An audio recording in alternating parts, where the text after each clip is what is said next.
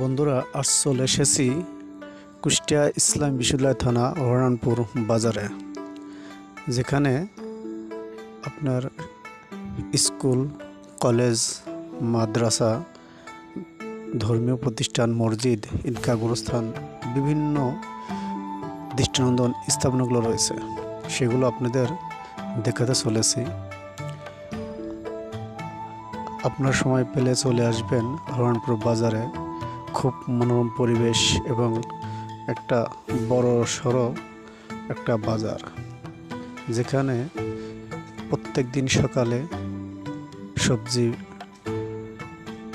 বাজার এবং দুইটা তরকারি বাজার, আরও অনেক কিছু। এলাকাটা খুবই মানসম্মত পরিবেশ।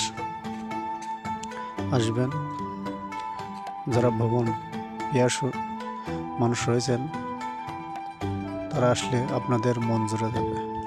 দৃষ্টিনন্দন রয়েছে সদরঘাট, তার পাশে রয়েছে আপনার কালী নদী, যার ওপারটা রয়েছে আপনার কুমারখালী থানা।